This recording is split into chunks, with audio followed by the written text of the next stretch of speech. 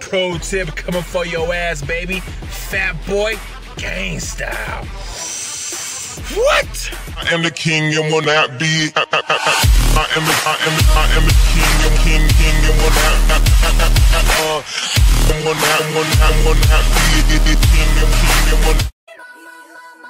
be. Today we're going to talk about overcoming objections, and the one that we seem to hear all the time is, your price is too high. Can you do any better on that? A little bit of foundational work needs to be done prior to a close, correct? And overcoming this objection, you have to perfect your approach, have a beautiful approach, and you have to have a beautiful rapport building skills. Now, after you do that, you have to ask yourself, do I have a quality product? Am I offering a quality price? If you can answer yes to both those questions, do not ever, ever, ever, ever devalue your product in your eyes, your sales team's eyes, and most importantly, in your customer's eyes. Do not ever devalue your product. Now, with the foundation being laid, here we go. Overcoming the objection, your price is too high. This closing technique, unfortunately, I can't take credit for it.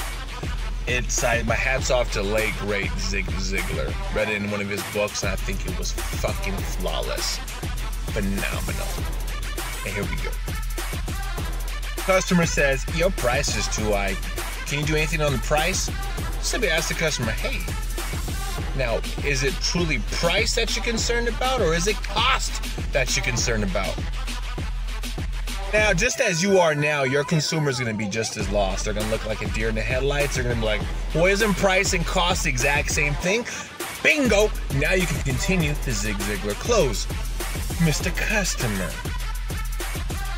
Oftentimes, as Mr. Zig Ziglar, I read in his book and on his videos, he would tell a story to close the deal. And this was his story. He was talking about his son, who was 13, and wanted to buy him a bike. So they went up the street to buy a bike. They went to this one facility, and it was $65. And again, back in that day, $65 was a lot of money. And Zig Ziglar remembers looking at his son, saying that's kind of expensive. Let's see if we can find a lower priced bike. Sure enough, they went up the street. They found a bike for $35. Ends up buying that bike, takes it home. The kid loves it. Boom, boom, boom. Within 6 months, he's had to replace the seat. He's had to replace the handlebars. He's had to replace the brakes. Blank, blank, blank. He's had to do all these repairs on this bike. That takes the cost well over the more expensive bike at $65. So he sits down with a piece of paper. Just a cost analysis. Blank, blank, blank. I paid for this, I paid for that. Now the bike is $70. Now my son came to me again and said he needs to replace the chain. It's another $5. I'm done with this bike. So puts the bike in the garage, goes out there, purchases the original bike for $65. Hadn't did a single repair on that bike, and his son used it for 10 years. 10 years. All Mr. Ziglar does is he's writing all this information down right in front of the customer. Not only is he explaining it to him, he's writing down the numbers, letting them know that that first bike they bought is going to roughly cost them $9 for the rest of their lives, if they continues the 6-month trend of it breaking down. Where this other bike lasted him 10 years. He delivers this powerful message, he writes it down, he busts out the cost analysis for the consumer, letting him know the first bike he bought for his son would eventually cost him $9 a month for the rest of the bike's life, and the new bike that he bought lasted 10 years. Upfront price, yes, was more expensive, but the long run cost was less expensive. Therefore, breaking down cost and price to the consumer. But the best part of this whole story, the best part of the whole story is when he tells the consumer on this close, when he tells the consumer, yes, there are competitors out there that are going to have a lower price than us, but they will never have a lower cost. Woo! Wait! God, I love that close! overview on overcoming objections, handling the situation. Your price is too high.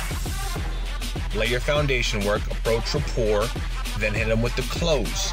Now it's a 3-piece close in my eyes. First open on the close is going to be, your price is too high. Mr. Customer, is it price or cost?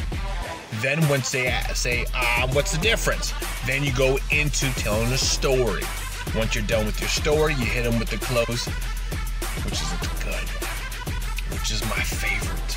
Mr. Customer,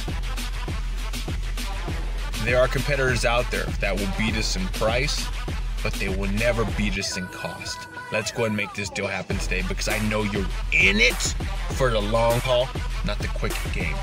Woo! Every time I hear that close, baby, sends chills down my spine. So where's your next meal plan coming from, baby? We chasing meals to get the bills. We chasing millions to get to billions.